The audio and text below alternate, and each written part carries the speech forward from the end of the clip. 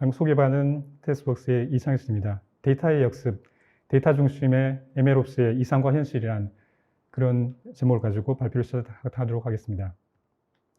목차는 간단하게 회사 소개 그리고 인트로로 AIF Good, Bad, Ugly라는 제목으로 이야기를 시작할 거고요. MLOps를 이해하기 위해서 DevOps에 대한 먼저 설명을 드릴 것이고 MLOps의 그 단계를 6단계로 나눠서 이 본론을 말씀드리도록 하겠습니다. 그리고 제안과 결론으로 마무리를 하겠습니다. 회사 소개를 간단히 말씀드리면은 테스트웍스는 2015년도에 설립해서 계속 성장하고 있는 소셜 벤처입니다.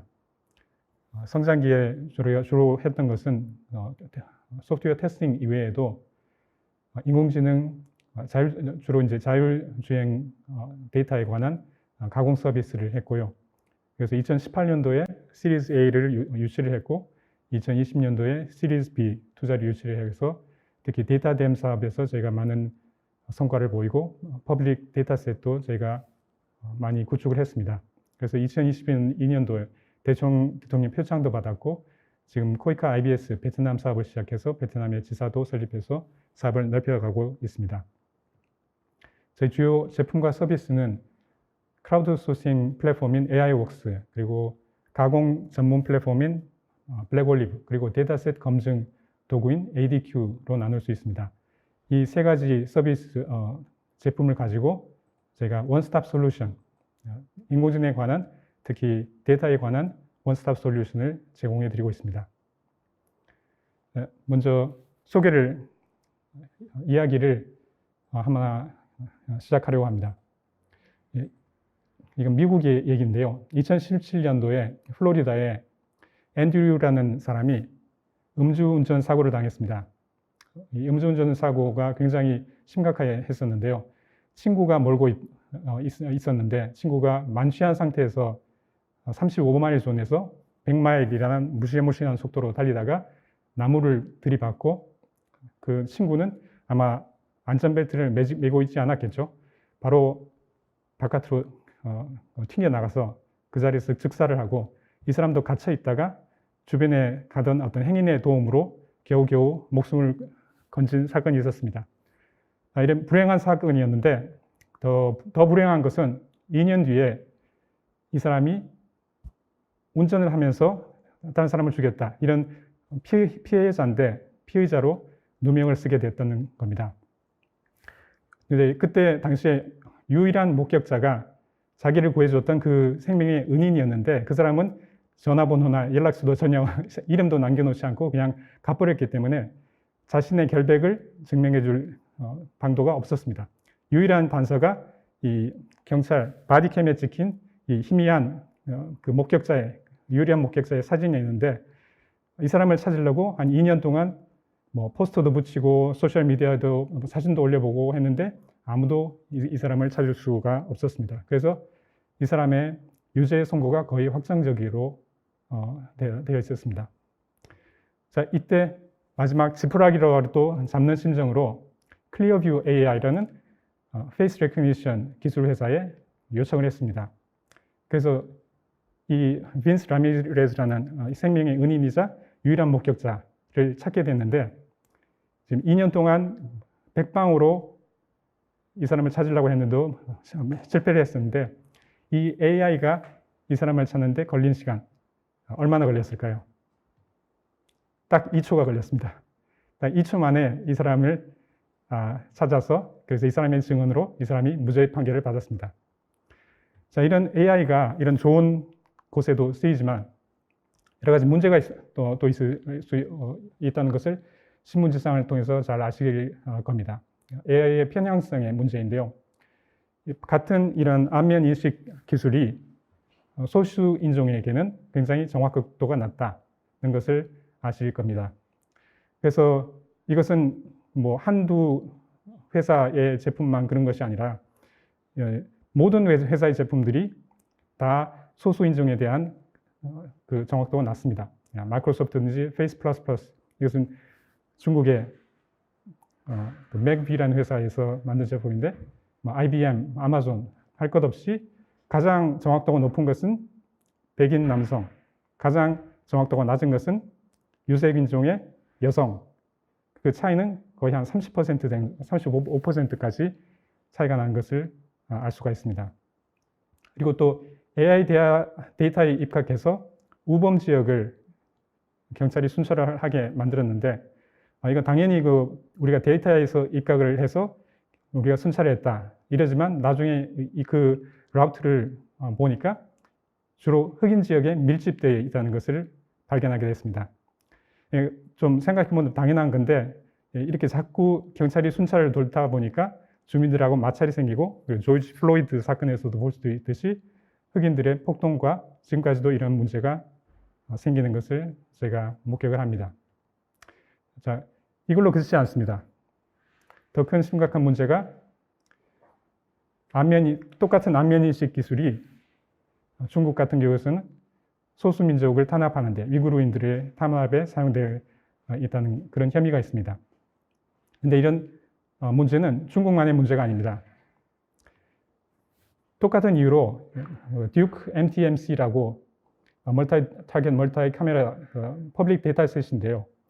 이 데이터셋이 이런 위구르인 탄압에 사용되는 이 기술의 훈련 데이터로, 학습 데이터로 사용되었다는 혐의가 있습니다.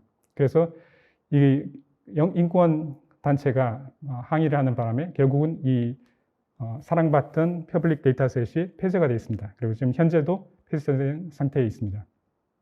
그리고 제가 맨 처음에 미담으로 말씀드렸던 클리어뷰 AI, 200억 개의 안면 데이터를 가지고 이 생명의 은인을, 목격자를 찾는 건 좋았는데, 그러면 이 사람의 데이터를 어떻게 찾았느냐? 그 웹 스크래핑이라는 기술로 그 SNS에 올라온 그 사람의 사진을 다운로드를 해서 이렇게 찾게 됐는데, 그렇다면 이 사람의 동의를 미리 받았느냐? 그건 아닙니다. 그럼 이 많은 데이터의 그 출처가 모호하다는 겁니다. 제가 이런 말씀을 드린 것은 이 AI의 시대라고 말을 하는데, 이것이 먼 훗날의 얘기가 아니라 이미 우리한테 와 있고, 그리고 코비드로 인해서 더 AI가 훨씬 더 상용화가 빨리 됐다는 겁니다. 그런데 이 상용화에는 많은 문제점들이 있습니다. 파일럿 퍼거트리라는 말이 있는데, 그것은 50%에서 90%까지 이런 파일럿은 잘 됐는데 그 상용화에 실패했다는 겁니다. 그 이유로는 여러 가지가 있는데, 툴의 문제. 데이터 사이언티스트들이 주피터 노트북에서는 잘 돌아갔다가 이것을 실제로 상용하게 하기 위해서는 이렇게 여러 가지 툴도 없고, 그리고 데이터 사이언티스트는 주로 연구자인데 엔지니어가 아니기 때문에 여러 가지 엔지니어링에 필요한 그런 기술도 없는 상태에서 그런 걸 하다 보면 여러 가지 시행착오를 많이 겪게 됩니다. 그리고 성능과 정확도에도 문제가 있고, 하지만 가장 큰 문제는 데이터입니다. 데이터가 파편화되어 있고 여러 군데 산재해 있고, 그리고 포맷도 다 틀리고, 한국은 그래도 전산화가 많이 진행되는 편이라서 이런 문제가 좀 덜할 거라고 생각되는데, 미국 같은 경우에는 아직도 많은 의료 데이터가 이런 서류 형태로 존재를 합니다. 그래서 메디컬 스크라이브라는 직업군이 존재할 정도로 아직 전산화가 더딘 편입니다. 그리고 미싱 데이터, 가장 큰 문제 중에 하나인데, 사람들이 제대로 이걸 답을 안 할 때가 많이 있습니다. 그러니까 나이는 예를 들어서 99%의 사람들이 다 제대로 대답을 하더라도 그 섹스, 그러니까 성별을 98%. 여기에는 또 이유가 있습니다.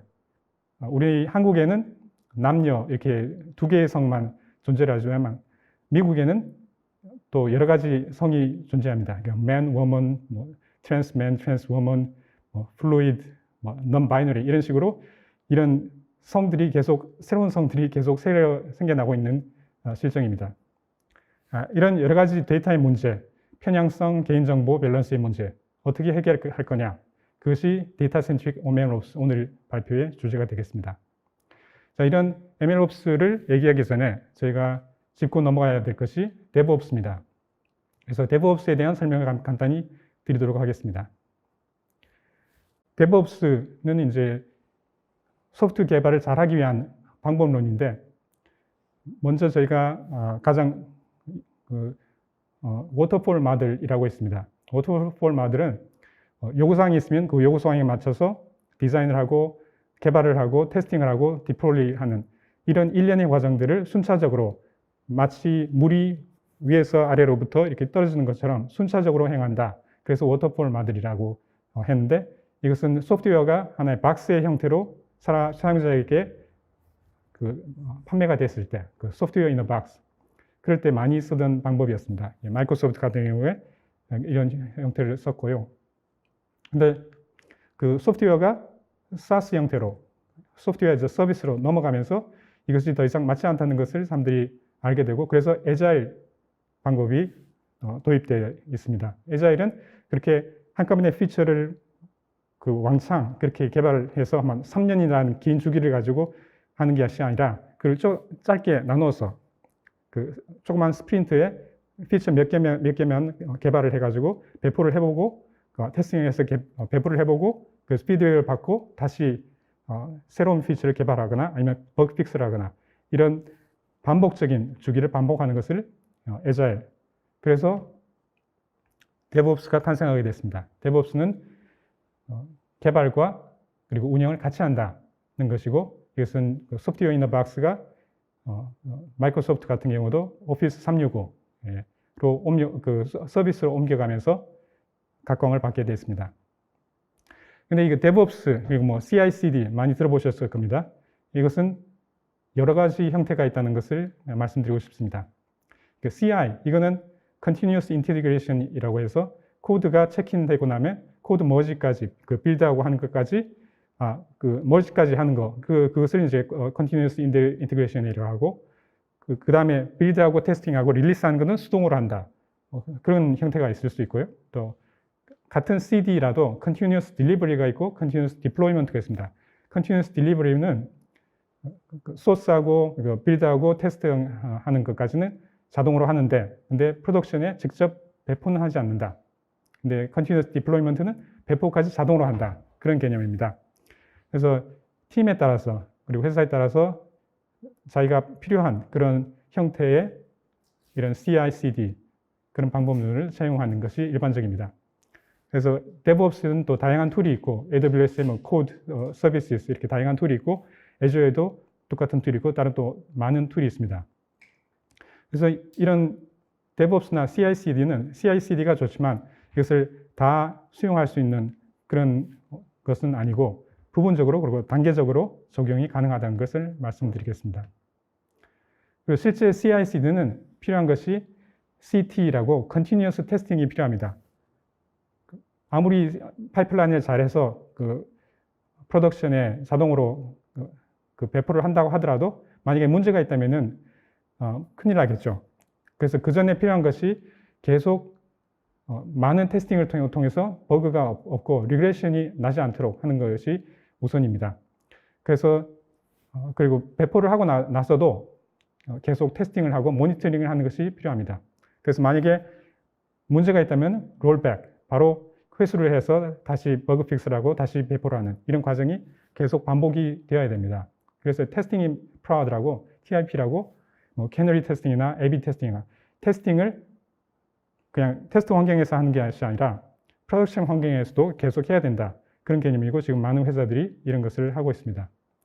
그리고 지금 이게 좀 복잡해 보이지만 이게 파이프라인 하나의 예시인데, 실제 제가 운영했던 파이프라인은 이거보다 훨씬 더 복잡합니다. 테스트에도 스테이지가 알파, 베타, 감마 이런 식으로 여러 개로 나누고, 또 리전도 따로 이렇게 나누고 해서 훨씬 복잡한다는 것을 염두에 두셨으면 좋겠습니다. 그러면 CI/CD, 이게 좋은 것 같은데 모든 팀이 지향해야 하는가? 그거는 아니라고 말씀드릴 수가 있겠습니다. 만약에 아직도 우리가 SaaS 형태가 아니고 소프트웨어 인 어 박스처럼 그런 형태로 만약에 출시를 해야 된다. 그런 거는 CI/CD는 할 수 없겠죠. 그리고 단계적으로, 부분적으로 자동화가 가능하고, 이런 것이 무엇보다 중요한 것은 품질 개선에 대한 지속적인 노력이다. 그래서 유닛 테스팅, 코드 리뷰, 모니터링 이것을 계속 해야 되고, 컨티뉴어스 테스팅이 이루어져야 DevOps가 CI/CD가 잘 할 수 있다는 것을 말씀드리겠습니다. 자, 그러면 본론으로 들어가서 MLOps의 6단계. MLOps는 방금 말씀드린 DevOps를 머신러닝에 적용한다는 것인데, 하지만 DevOps의 방법론은 MLOps에 그대로 적용한다는 것은 무리가 있습니다. 왜냐하면 ML 개발의 특성이 있는데요. 그것은 그 실험적인 성향이 굉장히 강합니다. 주피터 노트북에서 좀 돌려보고 괜찮으면은 뭐 데이터를 좀 더 수집해보고 이게 아니면은 또 모델을 바꾸거나 이런 식으로 계속 이렇게 실험하는 경향이 강하고, 그리고 이 데이터 자체도 계속 진화하는 그런 특성이 있습니다.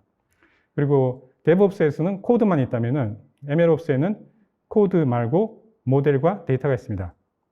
그래서 모델 중심이냐 데이터 중심이냐, 지금까지는 모델 중심, 뭐 알고리즘을 변형하거나 하이퍼패러미터를 최적화하거나 이것이 중점적이었다면은 지금은 데이터 중심, 데이터의 양과 질과 분포 이런 것을 중점적으로 지금 연구하는 것이 추세입니다. 그것은 아마 다른 분들도 언급하셨을 텐데 앤드류 응 교수님이 많은 양의 노이즈한 그런 데이터보다도 적은 양의 높은 품질의 데이터로 학습을 시키면은 성능이 훨씬 좋아진다. 그런 것을 말씀드리고, 또 실제로 저희가 해본 실험에서도 같은 모델 YOLO V5로 두 가지 데이터셋을 돌려봤습니다. 하나는 인도 보행 영상, 이거 바로 왼쪽에 보이는 사진인데요.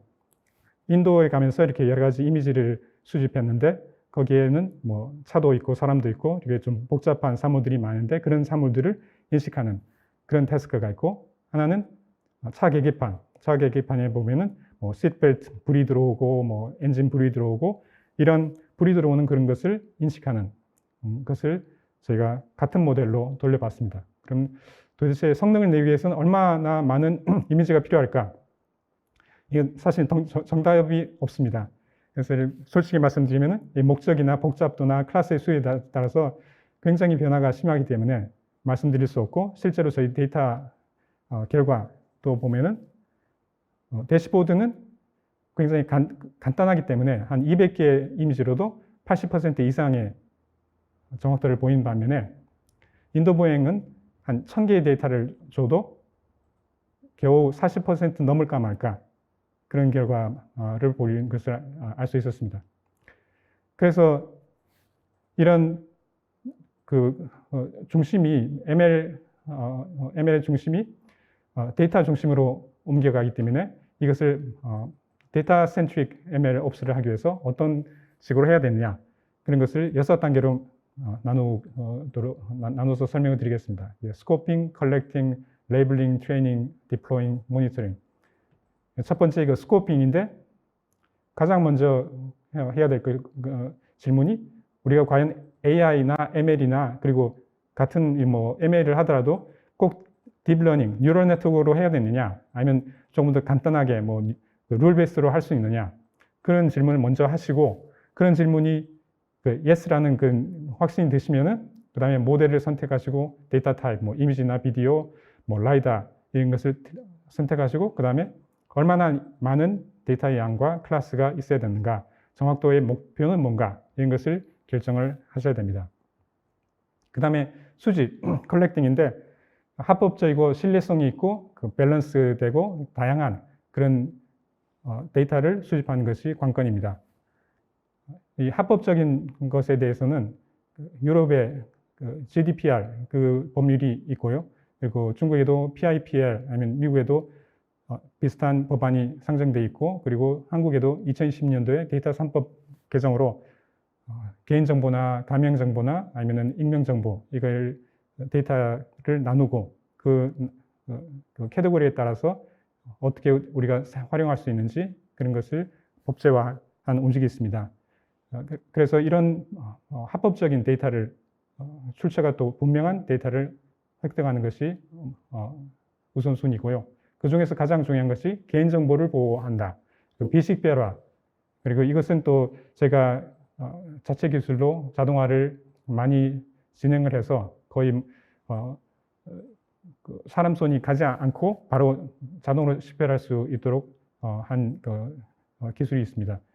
그래서 자동차 계기판, 번호판 같은 경우에는 그냥 블러 처리를 해도 되지만 그럴 경우에 모델을 학습하는데 영향을 줄 수 있기 때문에 새로운 기술은 뭐 겐 같은 걸 사용해서 좀 랜덤하게 숫자를 생성하거나 또 얼굴 비식별화도 단순히 블러 처리를 하거나 마스킹을 하면은 모델 학습에 또 영향을 주기 때문에 그러지 않고 GAN을 사용해서 그 사람의 인식만 못하도록, 하지만 사람 얼굴이라는 것은 인식을 할 수 있도록 그런 기술을 적용해서 많은 효과를 보고 있습니다. 밸런스의 문제, 이건 AI를 하시는 모든 분들이 맨 처음 닥치는 문제 중에 하나인데요. 이것은 여러 가지 형태로 존재를 합니다. 클래스의 객체의 수, 아까 말씀드린 인도보행 영상 같은 경우에는 차하고 사람은 엄청 많은데, 그리고 뭐 강아지의 숫자도 어느 정도로 있는데, 근데 예를 들어서 고양이를 인식하려 한다. 그럼 고양이는 거의 없는 경우가 많습니다. 개는 이제 산책하는 분들이 많으니까 그래도 사진을 찍히는데, 고양이를 데리고 산책하는 사람들은 거의 없죠. 그래서 이런 모델로 학습을 하면은 이 고양이의 인식도는 굉장히 떨어지게 자명할 겁니다. 그리고 사진의 음영, 낮 사진은 많은데 밤 사진은 없거나, 이런 경우에는 또 저희가 도메인 어댑테이션 그런 기술을 이용을 해서 저희가 모델의 편향성을 좀 줄이는 그런 노력도 하고 있습니다. 그리고 노이즈, 우리가 필요한 것은 개 사진인데 고양이 사진이나 아니면 염소 사진이 같이 있을 수도 있고, 그럴 경우에는 어떻게 할 거냐.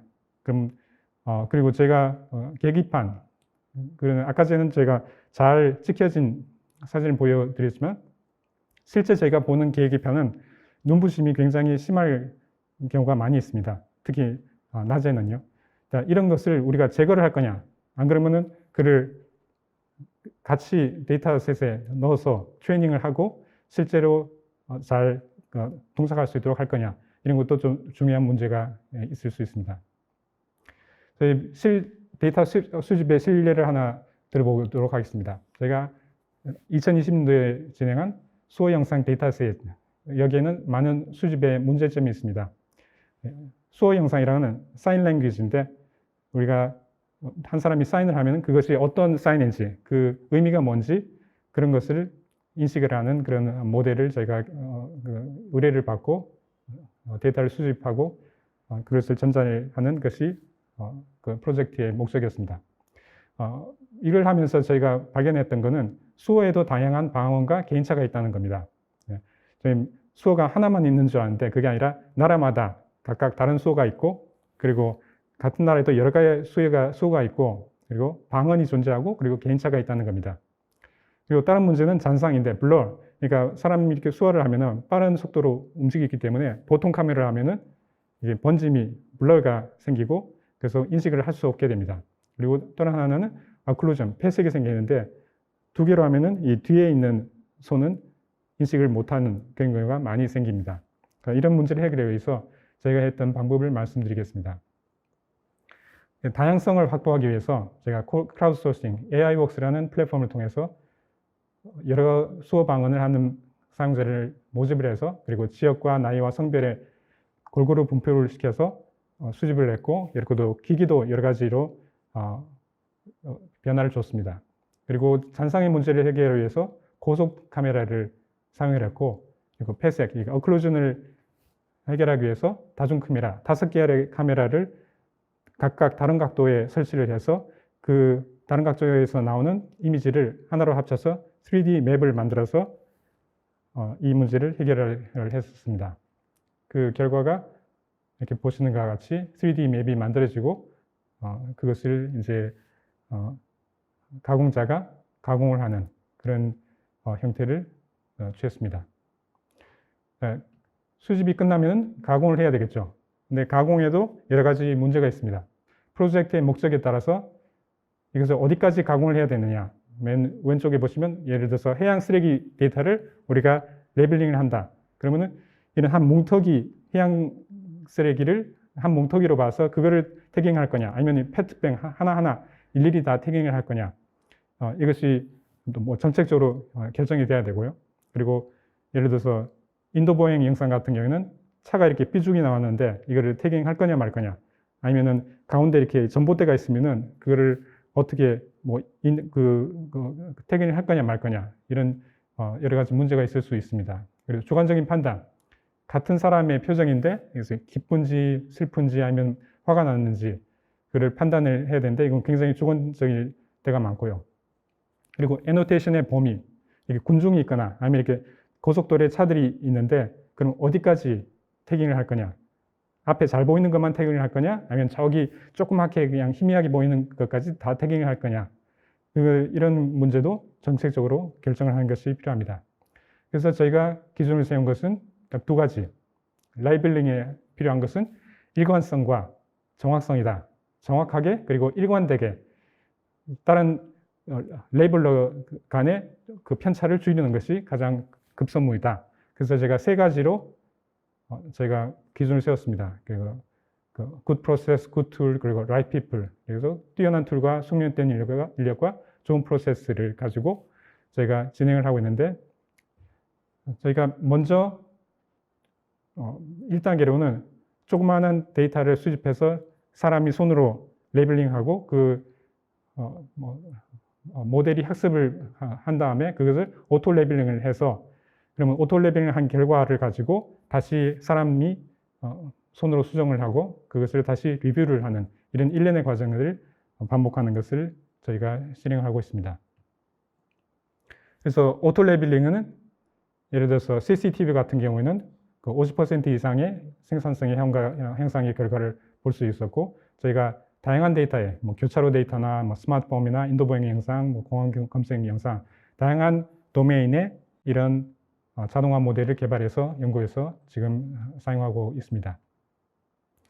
그리고 좋은 사람을 구하는 것이 급선무인데 그런 걸 그리고 계속 이렇게 continuous education을 하는 것이 중요한데 그래서 라벨러 리뷰어를 오프라인 그리고 온라인 교육으로 계속 저희가 교육을 하고 있습니다. AIworks 아카데미라는 웹사이트를 참고하시면 되고 그리고 분야별로 예를 들어서 의료나 아니면 법률 데이터에 이것은 특별한 그 지식을 가진 사람만 할 수 있기 때문에 그분들과 전문가들과 협업을 계속 진행하고 있습니다. 그리고 마지막으로 이 데이터 전체에 대한 검수를 ADQ라는 AI 데이터 퀄리티라는 툴로 검수를 진행을 하고 어떤 편향성이 있는지 오태깅이나 미태깅 그런 문제가 있는지 그것을 판단하고 다시 그 수정을 하고 그 데이터를 전달하는 그런 일련의 과정을 거칩니다. 자, 그러면은 이렇게 라벨링까지 끝나는 데이터를 그대로 쓰면 되느냐? 이 데이터는 또 변화가 필요합니다. 피처 엔지니어링, 그 특징을 추출을 하는 게 과정이 필요한데요. 학습 목적에 맞게 그 데이터에 있는 그런 모든 피처를 다 쓰는 게 아니라 꼭 필요한 그 피처만 뽑아서 해야지 좋은 결과를 얻을 수 있습니다. 그래서 이것이 이제 데이터 사이언티스트들이 많이 하는 그런 일 중에 하나고요. 그리고 그 특징이 추출됐으면은 그것을 스케일링하고 정교화를 하고 표준화하는 특징 변환 작업이 필요하고요. 그것이 다 끝나면은 같은 특징과 분포로 되어 있는 데이터를 가지고 트레인 밸리데이션 테스트 이 세 셋으로 분할을 해서 학습을 시키고 테스팅을 하는 그런 일련의 과정을 거칩니다. 그리고 디플로잉 하기 전에 배포를 하기 전에 테스팅을 해야 되는데 다양한 테스트 셋이 필요합니다.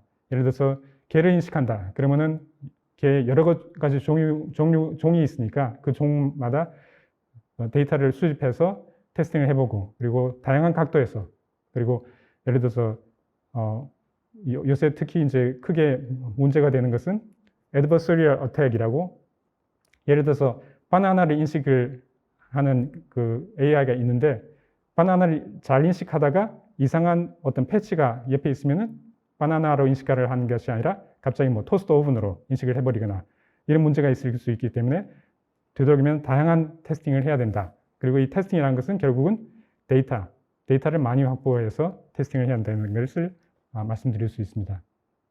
그리고 이런 배포된 데이터를 모니터링, 그리고 데이터하고 컨셉트 드리프트 이 두 가지가 있는데 데이터 드리프트는 학습 데이터와 그리고 실제 데이터의 분포가 틀릴 때 예를 들어서 학습할 때는 차가 많았는데 실제 데이터에는 사람이 더 많다. 이러면은 그 성능에 문제가 있겠죠. 그리고 컨셉트 드리프트는 말의 의미가 변하는 것. 예를 들어서 데이터 저희가 쓰는데 지금은 AI 데이터로 많이 쓰이지만 옛날에는 이것이 그 데이터베이스에 그 엘리먼트를 데이터라고 했습니다. 이와 같이 말의 의미가 변하는 것을 컨셉 드리프트, 이것도 모니터링을 해서 만약에 이런 드리프팅이 있다면은 다시 수집을 해서 가공을 하고 학습을 하고 테스트를 하고 배포를 하는 이런 업데이팅이 필요합니다.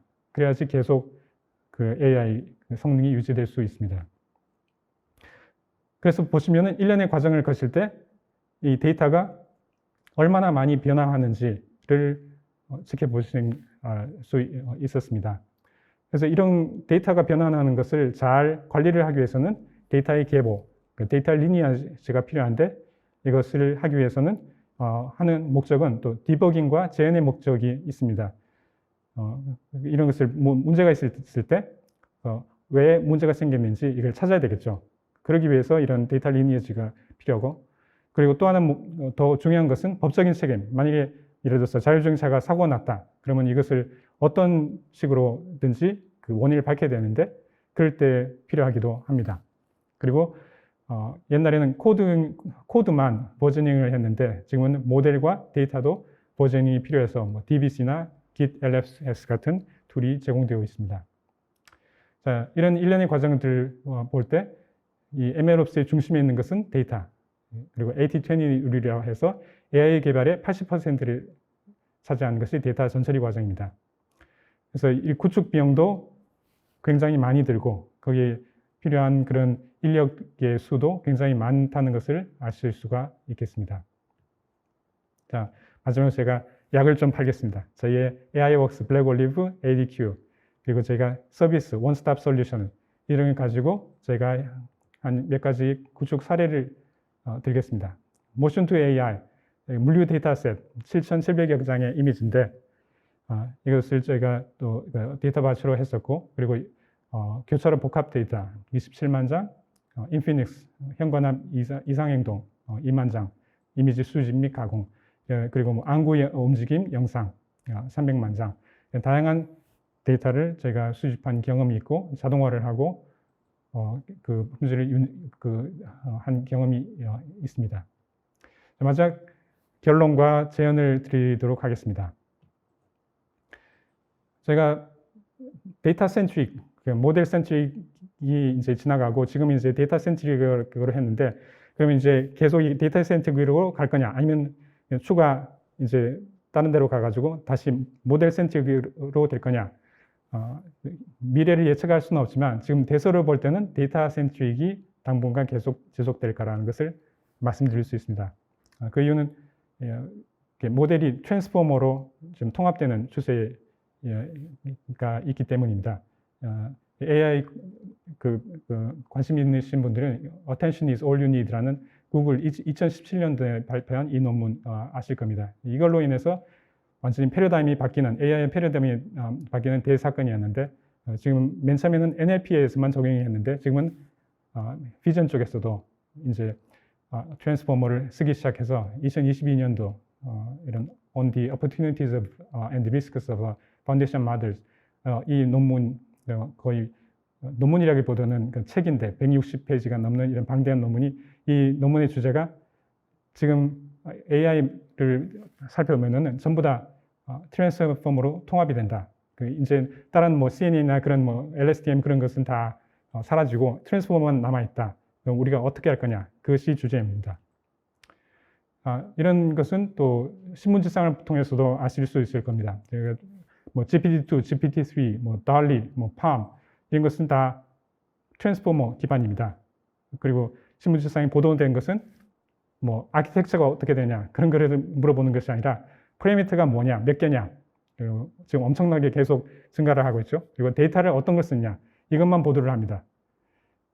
그리고 이제 미국이 이렇게 하니까 중국에서 우리도 가만히 있을 수 없다. 그래서 우다오라는 그 모델을, 이것도 이제 트랜스포머 기반이고, 이거는 파라미터가 100 트릴리언 엄청난 데이터 파라미터죠. 그리고 이와 마찬가지로 컴퓨터 리소스도 같이 증가를 했는데 지금 보시면은 미국과 중국의 독과점 형태가 되어 있습니다.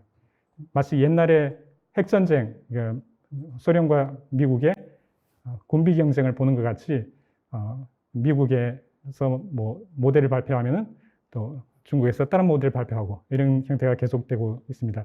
그 이유는 이런 것을 할 수 있는 회사가 그렇게 많지 않기 때문이다. 뭐 G마피아라고 보이는 미국에 있는 회사하고 뭐 바이두, 알리바바, 텐센트, 중국의 이런 몇몇 거대 기업만 이런 개발을 할 수 있기 때문입니다. 하지만 트랜스포머는 답이 아니고 이렇게 핵무기만 무기가 아니고 K9 같이 자주포 아니면 소총 이런 것도 무기다. 그래서 MLOps를 위해서 다양한 툴이 존재하고 올인원 같이 마이크로소프트 머신러닝이나 AWS 세이지메이커 같은 올인원 솔루션도 있고 그 각각의 분야별로 적합한 툴이 있다는 것을 말씀드릴 수 있습니다. 그리고 데이터도 획득을 위해서 공공 데이터만 아니라 데이터 바이오처나 아니면 맞춤형 품질 데이터가 확보가 관건이다. 이것을 말씀드리겠습니다. 그래서 가장 결론을 맺는다면은 AI 개발에 가장 중요한 것은 스코핑을 잘해야 된다. 그리고 트랜스포머만 찾지 말고 다른 솔루션, 가장 맞춤형의 뭐 CNN이나 LSTM 같은 그런 모델도 필요하다는 그런 것도 말씀드리겠고, 그리고 단계적으로 MLOps, all or nothing이 아니라 단계적으로, 부분적으로 적용이 가능하다. 그리고 MLOps의 중심에는 데이터가 있다. 데이터 플라이휠 제가 말씀드렸는데 양보다 질이다. 합법적, 윤리적으로 이렇게 잘 만들어진 데이터를 품질이 높은 데이터를 획득하는 것이 중요하고, 그래서 저희가 데이터 전문 기업이기 때문에 저희 많은 고객사들 사례가 있고 또 관심이 있으시면은 저희 연락을 주시면 감사하겠습니다. 그리고 연락처를 끝으로 저희 발표를 마치도록 하겠습니다. 예, 감사합니다.